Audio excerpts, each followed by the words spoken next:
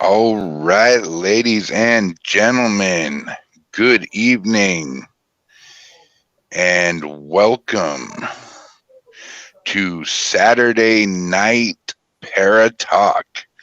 I am your ghost host with the most, ShadowZone host Brian James. With me always is the man, the myth, the legend, my co host Eldon Macklinville. Happy New Year, brother. Hey, yeah, same to you. This is the first, ain't it? I kind of did some stuff last night and tried to stay away from those bullets, bro. But we made it through, and here we are. Having this podcast, first of the year. I love it. It's a milestone for us with the new stuff coming out, and I'm really excited, bro. Most definitely, man. I am stoked for the new year. It's a new look. It's a new time, a new dawn, a new era. That it is, bro. That it is. So we got us a guest tonight. His name is Chris Barrico, and I'm assuming. Let's see here. Oh yeah. All right. So he's from Connecticut. It looks like, which is good. Um, Yeah, I'd like to learn more about this guy, see what's going on over there in that part of the world, and see what he has to say to us. Um, most definite, most but definite. but before we start, you'll notice you didn't interrupt me in something when we came on. Did you notice what that was? Hey, you didn't have your coffee break with you. You didn't interrupt my coffee break. That's good. You So that's you know what I think that was though? It's because that little that the overlay wouldn't go away, so I think I didn't catch you this time. You did it on purpose. You sly dog, you. hey, I played it slick, didn't I? You did. So You played that slicker than shit. so talk to us a little bit about Chris there from Connecticut. So what's going on with our guest? Our guest is a investigator with the Ghost Hunters of Connecticut. They have done a few different places, very interesting places, and he's a phenomenal guy to talk to, and he has some amazing stories. All right. I'm looking forward to it, man, and I hope Chris is too. So let's have some fun and why don't you go ahead and bring him out then there, Brian? My pleasure. Well, hi there, Chris. How you doing, gentlemen? How you doing, Oh, Chris? we are Oh, phenomenal, brother. I think Brian just cut out. yeah, I saw the hold up the monster can, but I can't I, hear him. I think he might have said Can, Happy New Year. can you hear me now? Yeah, now I can hear you. That's that Okay, yeah. Verizon commercial. Can you hear me now? Good. Well, happy New Year's, Chris. How you doing tonight? Good. Happy New Year's, gentlemen. I'm doing pretty well. Excellent, excellent. Yeah. So, my first question gotta be, what got you into the paranormal to begin with, Chris?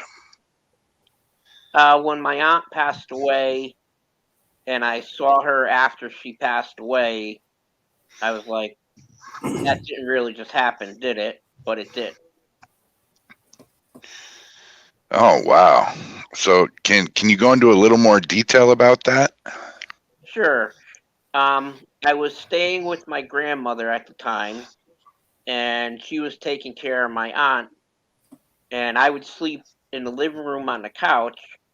And every morning at 6 o'clock, they would get up to take the bus, and they'd go walk around the Trumbull Mall. So I woke up at 6, saw my aunt. She goes, "Bye, Chris." I said, "Oh, bye, Ellen," and I went back to sleep. Then I woke up, I don't know what time later, to my grandmother scrying and screaming that Ellen's dead, Ellen's dead. And we walked in, and she was deceased in her bed. Back then, the doctors would come out to your house, and the doctor came out and said she passed away during the night. And I says, "Well, I just saw her at 6 o'clock in the morning," and the doctor said, "I don't know how, because she's been deceased a while." Oh wow, man, I'm sorry to hear that. Yeah, so Uh,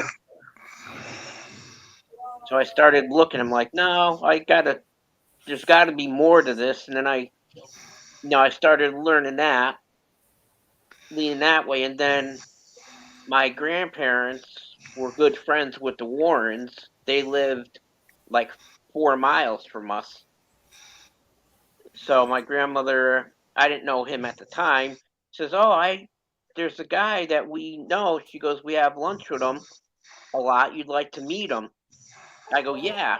So we went to the New Colony Diner in Monroe, Connecticut. I told him what happened. He says, and Ed explained to me it was probably because you were so good to her. She wanted to say bye to you before she passed on to let you know she appreciated it. And then I started picking his brain a little, and it came to a point where every Saturday, my grandparents, with me and the Warrens, we'd go to St. Stephen's Church in Trumbull. Then after church, we would drive to the New Colony Diner in Monroe. And back then, the paranormal was like a big no. You don't talk about it, but the Warrens were known for it. So when we would go into the restaurant, we would always have to sit in the way back of the restaurant because people would get spooked because they were investigating it. oh wow. So you actually got to meet Ed and Lorraine Warren. That's like the honor trophy of the year right there. Yeah, and they tell you they're just like you would see them on TV. Great people, down to earth. Never let nothing go to their head. Always, and they would stop and always talk to people on the way out. If people would just ask them, "You mind if?" And they would both always stop and give you all the time that they could. Wow. We actually we've had Christopher McKennell, the grandson of the Warrens, on our podcast. Oh, And okay.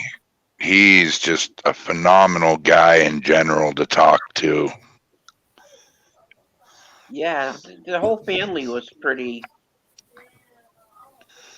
down to earth. Not like some people would portray. Mm-hmm. Some of the people on TV today that let it go to their head. They never did. Always, like I said, down to earth. Never boasted about it. That's Yeah, awesome. yeah, and that's exactly how Christopher McKenna was on our podcast. We're going to have him again here on the 28th of January on Friday. So he's going to come back and revisit us again, and we'll go over some more things and learn some more stuff from him. But he was down to earth, really good guy, and had a lot of good knowledge to share. So we were very privileged to have him on. Most definite. And I'd like to just take a second and say hello to Ghosting Paranormal GP and What's up? Christopher Ducker and Nicole. Happy New Year's to everybody there. So, Eldon, do you have any questions for Chris? Man, there's a lot of places over in Connecticut in that area, man, that, have always intrigued me with it being the East Coast. It seems like, the East Coast is just riddled with paranormal spots everywhere, from north to south. And, I kind of wonder, Chris, have you done any kind of traveling south of there, maybe Virginia and some point south into the southeast, maybe Carolinas? Have you ever ventured down there to check some of that stuff out, or are you just pretty much staying up in your area? No, actually, we went to West Virginia State Penitentiary last August, and that was a Outstanding. blast.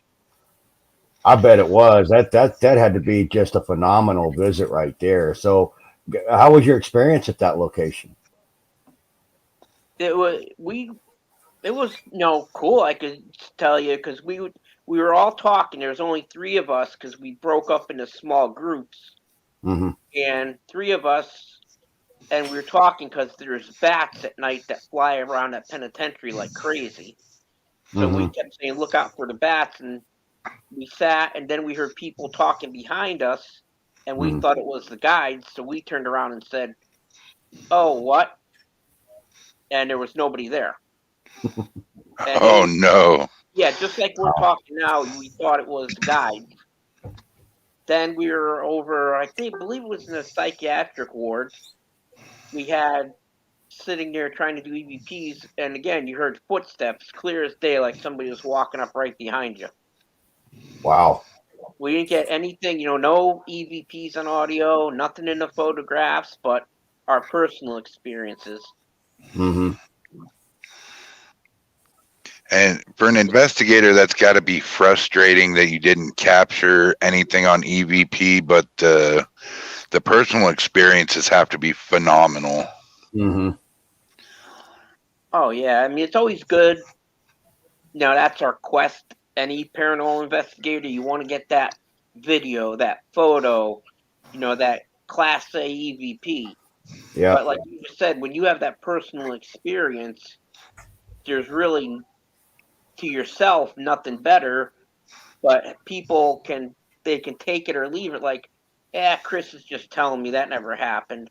Rather than here's a Class A EVP, here, listen to it. That's Yeah. the difference I find. Most definite. Did you guys capture the footsteps or anything on audio? Nothing. We got nothing on audio. Oh wow. And 300 pictures, I think it was 312 pictures, nothing. Man, I've had a few investigations like that, and it's so frustrating to no end. Yeah, it is. Yeah, you think you're going to come out of there with just so much EVP and so many great pictures, and you go over the audio, you go over the camera, and there's nothing there, and you just want to throw them down and stomp on them because you're so irritated. Mm-hmm. Yeah, unfortunately, that's all TV where you get something every time. Right. Yeah.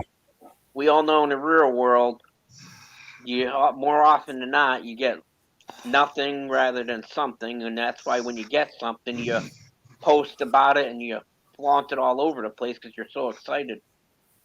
Yep. Exactly. Even when it just said hello. Yeah. And see that's why I always go by my motto, we work on their time, they don't work on ours. Yeah, exactly. And I find like during residentials, the more polite you are to them, the more of a chance they're gonna come to you and start talking and giving you more evidence. No, I agree. So do you guys do just like commercial buildings, or do you do residentials and cemeteries and all that good stuff? Yeah, like most, we cover anything paranormal where there's reported activity. It could be a cabin in the woods, a business, a private home, a cemetery. We'll go. Nice. Hey Riggs, how you doing, buddy? So I have to know, what was your favorite investigation you've done since you guys have been a team? The favorite one I've done is a house we did, oh God, years ago. And it was in Norwich, Connecticut, and it was 300 years old. And the two Wow. boys were forced to sell it because their father took out like numerous mortgages on it. But as they were moving out, they would swear they kept hearing them and calling them. And they called us. They found us back then through the website. And there, we heard footsteps and got them on audio. We got a Class A EVP on audio. He used to like sitting by the fireplace. And one of the questions an investigator asked is, would you, I think his name was Hervey or Henry, would you like us to start you a fire? And it's on our website too. And you hear him clear as day go, thank you, I'll sit right here. Wow. You know, and That is a good EVP right there. then an investigator walking down the stairs, and you hear him saying, "Oh, everybody, it's a low ceiling," and clear as day you hear, "Watch out." Really? Yeah, clear. It's all about. Those are on our website, so if you wanted to listen to them, you could hear them for yourself. You know, those like you said, but those when we listened, like both you, we had the headphones in back then, and when you heard it, it's like you just won Powerball or something. You're like, yeah, you're like, yes, you're so excited about it. Right. I can remember my first Class A EVP. It was during our first investigation. We started out with 3 flip phones. So it was 10 minutes of recording, 10 minutes of listening. And our first ever Class A EVP, we caught a little girl humming. Oh, wow. And we showed it to the people we were investigating for. And her jaw dropped and she turned white as a ghost. She goes, "That's the same exact tune I've been humming and couldn't get out of my head for the past 2 weeks." Wow. That had to be an experience. Oh man, that was the best feeling in the world. When I got home, I actually cried like a little schoolgirl over that one. Yeah. So, Elvin. Yeah, man. You're kind of quiet over there. Yeah, I'm kind of trying to find his website to see what he's talking about there. See if I can pull it up for him. Gonna start calling you Cardboard Elvin. Yeah. So, I'm just so Chris, with that being your favorite investigation, have you had an investigation that has scared the ever loving crap out of you? Well, that's a good one. I don't think anything that's really scared me because I go in getting prepared for the best or the worst.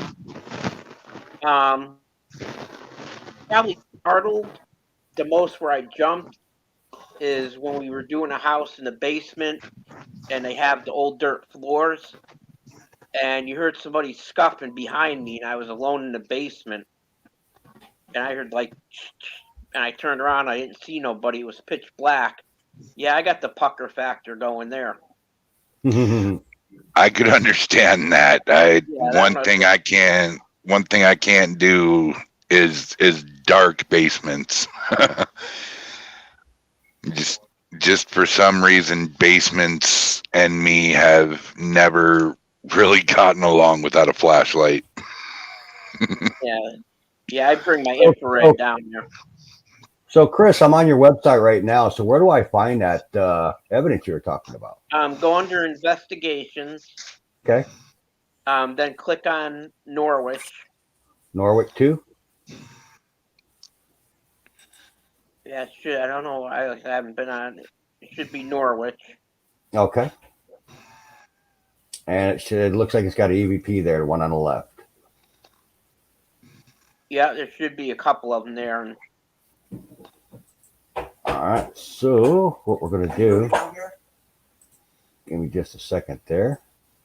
I'm going to back this up. Now, what I'm going to do with this is I'm actually going to share this real quick so that everybody can see it. Rig said there's plenty of dark basements over here, LOL. Well, Rig, you give me a flashlight, buddy, and I'm there with you.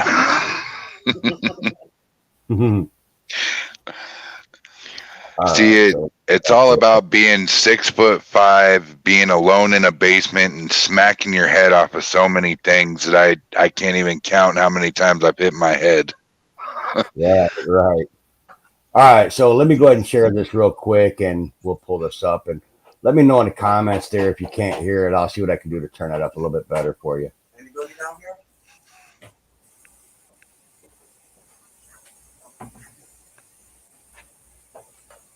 So what were we hearing right there? Anybody down here? That should be the one you should be able to hear. Watch out. Yeah, I could barely hear that. Most definitely. There's something there. I just can't make out what it's saying. I'd have to probably enhance that. So I'm going to play the second one real quick. Herbie, would you like us to start you a fire?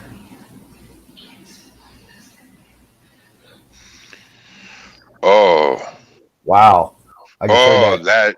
that sent shivers down the spine. Replay that. You got it. Coming up. Herbie, would you like us to start you a fire?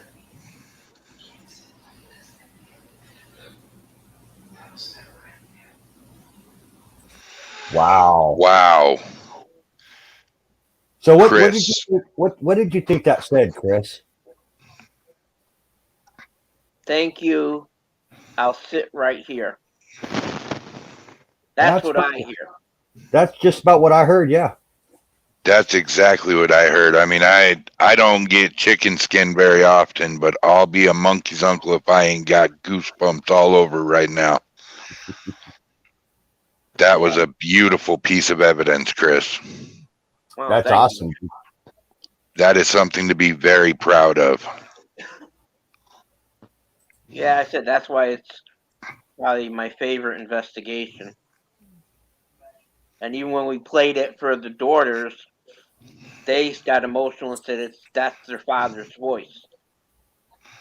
So we made them a disc of it, and so they could keep it, and now they have a disc of our findings. Rig Nice. said he definitely heard some creep ass whispering and said, "Well done, Chris." Thank you. So, how long have you been investigating, Chris? You and your team. I started in 1989. I did it myself for a long time. Then I says, maybe get, a couple friends were like, hey, I'd like to go on one. And then, word spread and team members come and gone, as you know. Nobody really stays. So now I'm back to just myself and the medium that I work with. Mediums are always fun to work with, aren't they? Yeah, I'll tell you, she's like top notch. We go into places and she doesn't want to know even where we're going or anything. And I've took her, like an example, I took her to a library we were doing. And I didn't even know a lot because I told the lady I don't want to know names like you guys do. You don't want to know nothing. Just what's the activity and that's it. So we're outside at a bench with the medium. She's doing her thing. And she goes, where'd the bench go that was here? I just go to the right.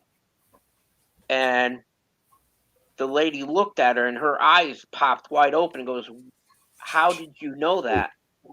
She goes, the librarian that used to be there that passed away would always sit on the bench that was out there. And the current librarian donated it to one of her friends. So Chris, we've got a question from the audience. Rig Spig. His question is, Chris, do you prefer old school investigations or how it is now with all the equipment? Me personally, I'm old school investigations. Just I'm one of those people who gets stuck in my ways. But I will try some of the newer equipment. I'm just not a big fan of anything that with all the flashy lights on them because there's too many variables that can make them go off. I'll use the K2 meter to do a sweep, but a lot of this new stuff, plus it's so pricey, it's like, yee. A $45 tape recorder and, a $200 night vision camcorder and pretty much all you need now. All right. Yeah. So I hope that answers the question there, Rig. So 32 years investigating here. What Chris said. He said he started in '89. At today, this year is actually 33 years now. This year, he's certainly used to a lot of old school ways of doing things. That's for sure. So they didn't have the K2s and all that stuff, the millimeters and REM pods back in '89. No, we used, and the voice recorders were run on cassette tape. Yeah, I think probably the best you got back then was the mini cassettes, wasn't it? Yep, that was it. Actually, I Yep, still yep, got one of those. yep, absolutely. You know, unlike when Ed and Lorraine Warren, when they started theirs, I think on a reel to reel, didn't they? Yeah, they had to do. I'm not even sure how they did it. Mm-mm. That would just be phenomenal. I actually, when I first started, I preferred using the cassette tapes, and we didn't have a night vision. We had just a regular camcorder, and we duct taped a flashlight underneath it because it didn't have a light on it. Well, back then, it was very hard to, fake stuff, unlike Oh today yeah, when you've got, um, a Photoshop and editing programs for your audio and video and all that. Um, Back then it was just pretty cut and dry. If you wanted to check its authenticity, you just sent the reel in the Kodak and you had them confirm that it hadn't been tampered with, get their stamp of approval on that and you were good to go, but today it's a lot different. Yeah, there's so much, like you just said, software, and somebody who's good with all the technology, you can edit anything. Yeah, you can. you can make Betty White look 20 years old again when she's 99. Well, holy cow, you heard that Betty White did pass away as of yesterday, right? Yeah, I did. Yeah, unfortunately. Yeah, she's just a couple weeks away from the big triple number there. So, and that's very unfortunate. She lived a long life, though. Yep. Yeah. She was good. I watched a lot of her shows, and my ex-wife, like you said, I think it's on. I don't know if it's Pluto or Peacock. Watches the Golden Girls all the time. Mm-hmm. Okay, not very many people know this, and I'll let a secret out. Me and my sister, when they had reruns of the Golden Girls 24-hour marathon, we would go buy a couple of cheesecakes, and we would sit there and actually eat cheesecake and watch the Golden Girls. he said reruns. I was watching it when they actually came out with the series.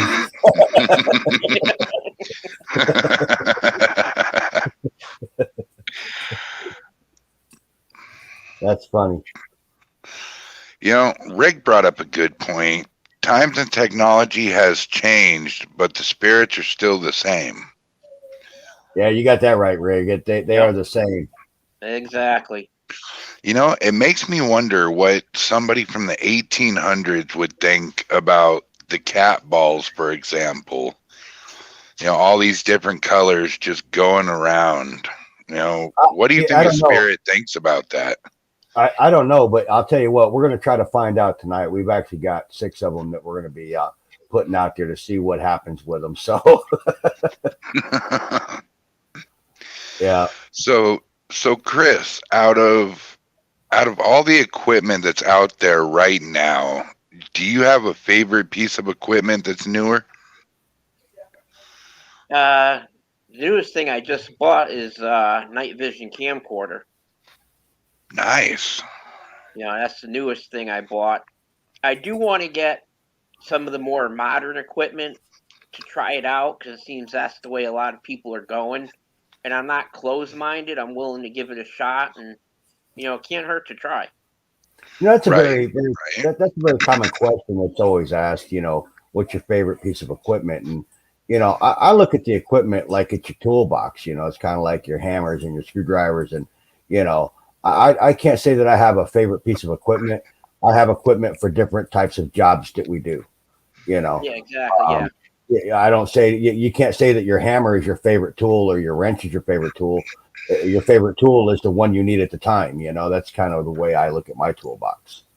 Yeah. That's a great way to look at it, honestly. Yeah.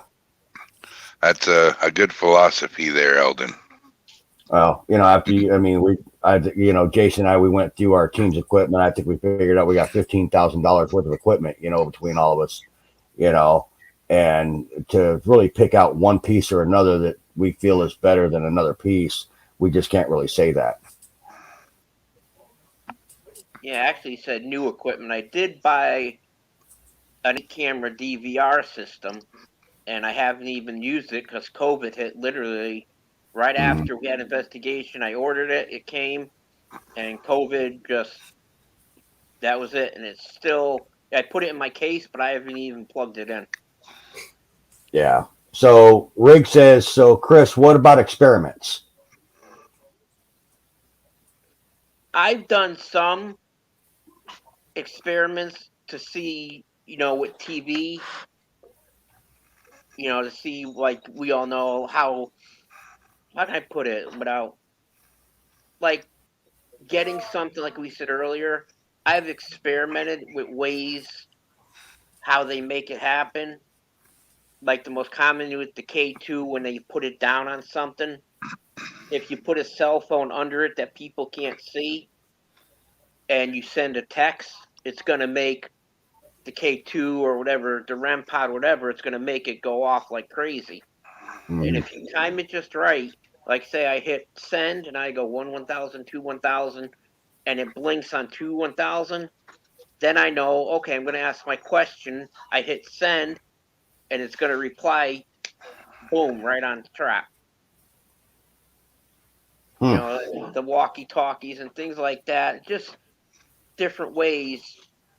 Like you said, some people unfortunately do fake a lot of evidence, and that's what I try to see. All right, now how are they doing it, and how can I disprove it, or at least not disprove, but give them an idea. Like, okay, is there a way they can manipulate it? Yes or no?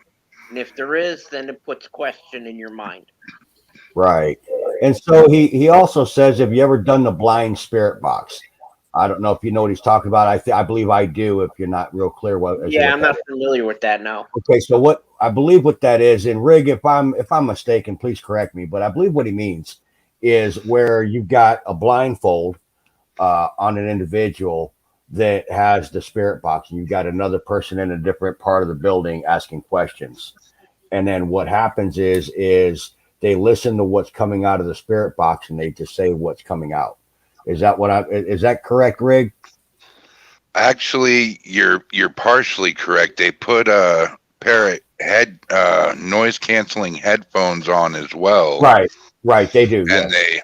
they plug it into the SB7, and then they shout out answers as it goes through, as somebody else in the room is asking questions.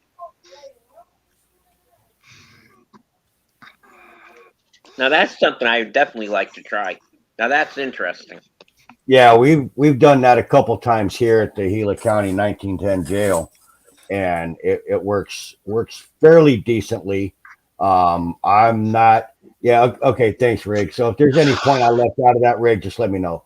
But yeah, we've tried it. It's not something that we've really determined. It's as everything else in this field, it's not really foolproof. But it does get pretty accurate. Oh yeah, definitely. I'm glad he brought that up because I never knew what that was. I know what the spirit box is.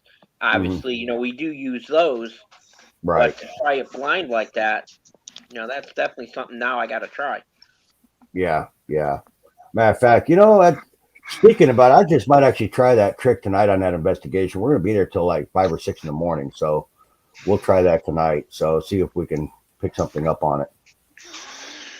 So, Chris, have you ever had an investigation that you were just thumbs down, couldn't stand, irritated from the get-go to do? Oh, absolutely. We had one in Seymour, Connecticut. Lady, her husband hung himself, which was true. She thought he was still in the house. So we show up, and there's probably 2 or 3 people and a whole bunch of wine bottles sitting on the counter. And I'm thinking, okay. So then I said, well, I set up the DVR, and I said, if here's a sheet, if you see anything, write it down, and we'll review it. She said, okay. So I said, all right, we're gonna go set up in the basement and work our way up. We were in the basement maybe a half hour. We come upstairs. There had to be at least 15, 20 people all standing around looking at the DVR. Half of them were getting blitzed off their mind. And I was just like, this ain't a party. Well, when you guys gonna start? And then we went into the attic. We came back down. By then, people were gone. And we just said, you know what? That's it. We packed up and left. Oh wow. Uh, Ghosting Paranormal says when we did it at the Raglan Mansion, remember? I was actually on I was doing a podcast with them while they were doing that live, and some really good results actually from the Estes method.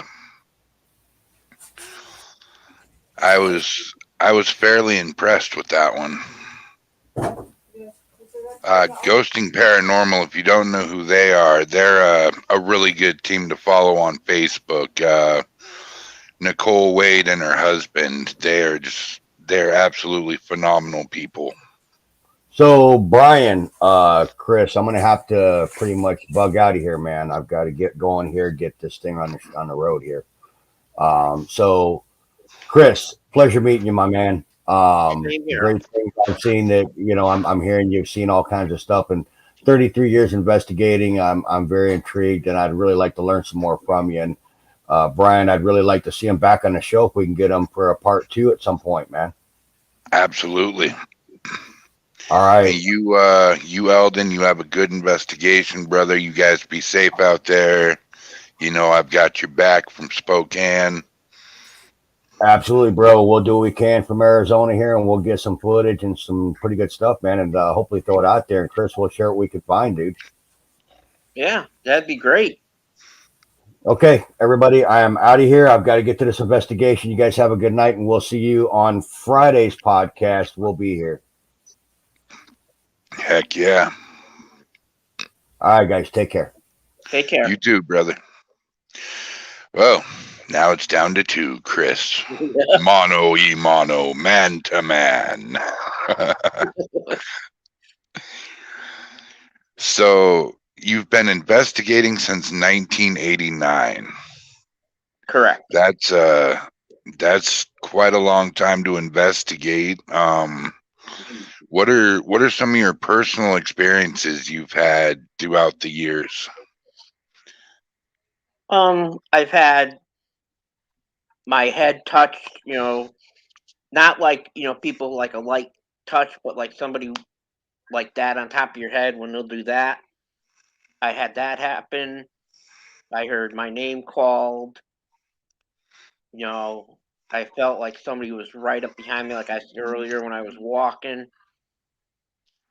Um, the voices are the most common. The footsteps, even still today, kind of give me the chills because you hear it, you know it's real, but you can't see it.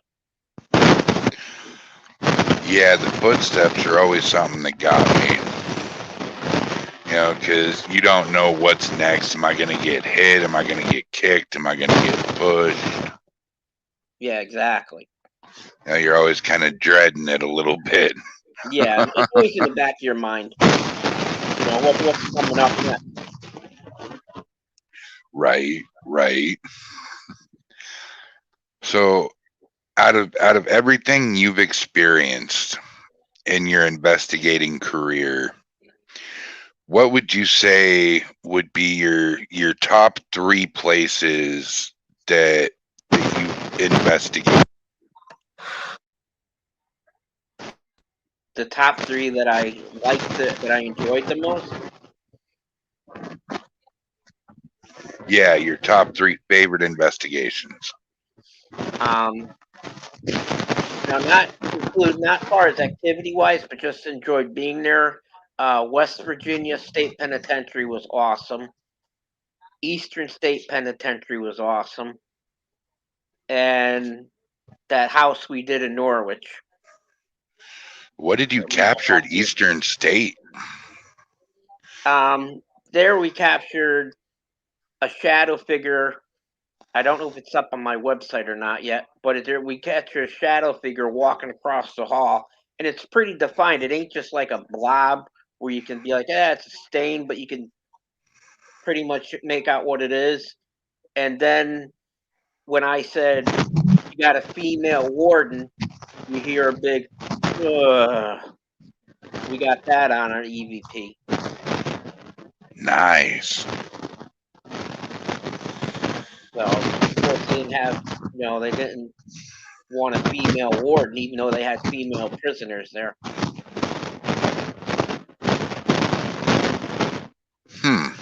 Yeah, I guess the female prisoners preferred the guy, something to look at least eye candy or something. Yeah, if I had to pick my top investigations, I'd have to say the J&R house was on the very first investigation. We found out in there that there were several spirits. There was a portal that was open and a gatekeeper that would let them in, but wouldn't let them out. Oh, wow. And I'd have to say second, third, same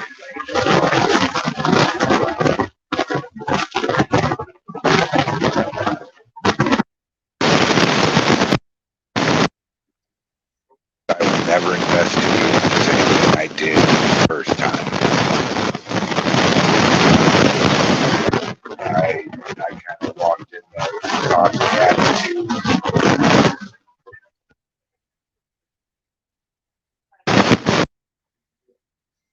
Yeah, I can't hear you at all.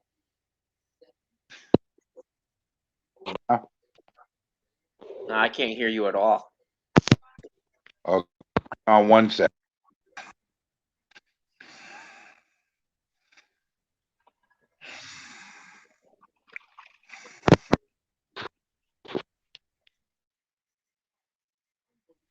Okay, can you hear me now? Yeah, now I hear you. I guess my headphones have a short in them or something. But I walked out of that hospital with a demonic attachment to me. Oh, wow.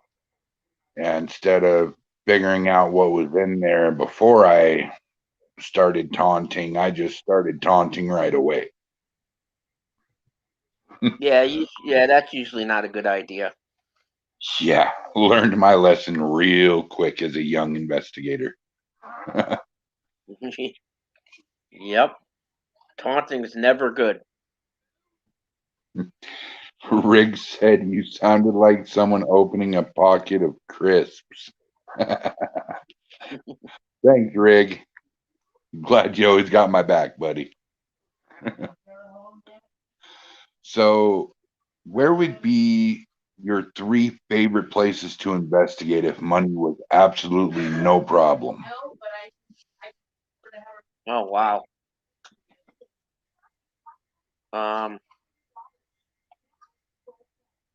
Probably the Stanley Hotel. Rent the whole thing out, have it all to ourselves. Oh, that would be great. To have the whole thing to ourselves. I'm trying to think where other ones that. The Birdcage Theater. You guys, that's pricey. Oh, yeah. Nothing else that comes off the top of my head. Oh, man. There's so many of them out there, too. What about Bobby Mackey's? Yeah, we're planning on going there possibly this year because we usually do 2 big ones a year. So possibly this year or next year. What were your two big ones last year? Last year we just did the West Virginia State Penitentiary because of COVID. Everything else, got pushed back.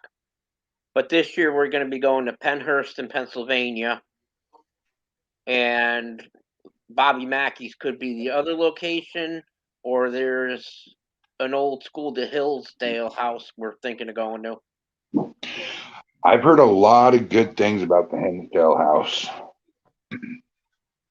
Yeah, A lot of good going things. there. See, me and Eldon and the team, we have this road trip planned. And we're starting out in Pennsylvania. And we're going to go just from pretty much Pennsylvania all the way back to Phoenix. Oh, wow. We want to do Gettysburg. We want to get into the Trans-Allegheny Asylum. We want to do the Axe Murder House, the Exorcist House. Like we've got a lot of big places that we want to do. Outside. But I'd have to say, out of all the places I want to do, it's got to be Waverly Hills Sanitarium. Yeah, I'd like to get there too.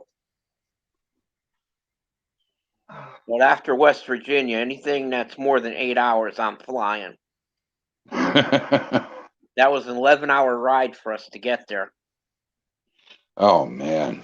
And Pennsylvania, there's so much construction on the roads. It was like, oh my God, this is awful. Oh, I could imagine. Washington is known for their mounds of road construction too. Like they're putting in this north-south freeway right now, and I'm not kidding you. The potholes are probably about this deep right now, and about as wide, probably 3 to 4 feet wide. Wow. And they're not even worried about the road. They're worried about the north-south freeway. It's like, I'm kind of worried about the road. Those are my tires and my shocks being damaged. Yeah, exactly. Where's the city going to buy me some new tires? Yeah, they ain't. Yeah, good luck. Good luck with that. We all know that story. Right. So your website, man, I have to say, I checked it out and it looks phenomenal. Yeah, we need to thank you. We need to do some updates to it. It hasn't been updated in a while. Like, a lot of investigations we've done, we haven't put up there yet. Just got to find the time to sit down and do it. Right. I understand that. Time's kind of hard to get these days. Yep. You go to work, you come home, you eat, you sleep, you shower, and go to bed. Pretty much. And if you have kids on top of that, that just makes it all the harder. Yep, I have 2 daughters that live with me. Nice. I've got a son, a daughter, and one on the way. Oh, congratulations. Thank you. And this time it's not a December baby. My daughter's Christmas Day and my son is December 18th. Oh, wow. That's pretty, I don't know the word, ironic that they're both in December. Yeah. More like unlucky for dad. Birthdays and Christmas. It's a pain in the rear because, Christmas and Halloween are my 2 favorite holidays. And you wake up and you celebrate Christmas, and then you got to try to hide the birthday presents from the Christmas presents. This year I didn't care. I threw them all under the tree and said, "How about it, kid?" Yeah, that's the way to do it. Right, right. So, are you on any other platforms besides Facebook? We're on Instagram and on Twitter, but I haven't been on those in a long time. Facebook's my main platform.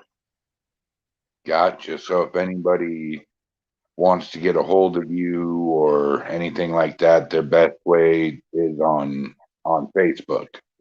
Yes, or through our website. There's a contact us button, Nice, nice, so they can contact us directly through the website. very nice. So, yeah, we're out there, and we always respond to everybody. So we're not like some, people out there. We get an email. Could you please answer us? And we talked to so and so, or we tried 3 places and nobody answered us. We'll always get back to you. Even if we can't help you, we'll point you to the direction of somebody that can. See, and that's phenomenal. Like, there are some groups out there that will just say, "No, sorry, can't help you," and just leave the wolf at the door. Yeah, and that's total BS. And those give all of us a bad name that are legitimate. Exactly. Them and the people that do the fake evidence. The whole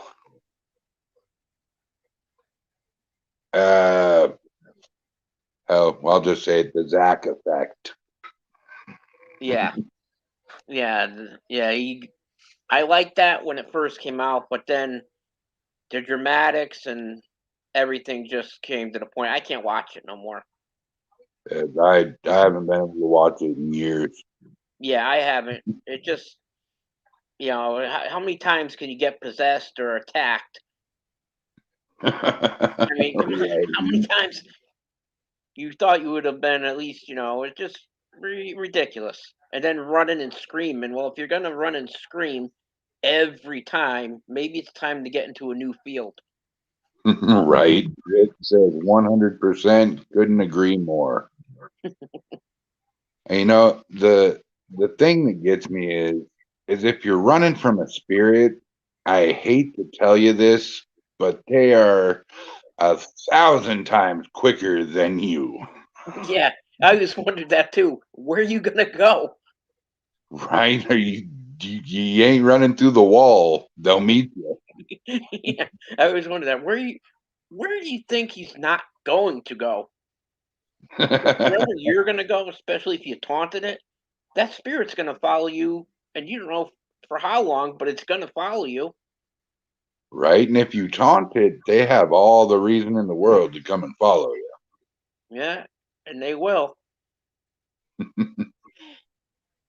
I've So, been followed once, but that wasn't from taunting. That was just from an evil place, and I had to go. Our medium, gave me a cleansing, so I just felt like shit that whole time. I could imagine. What spot was that you got followed home from?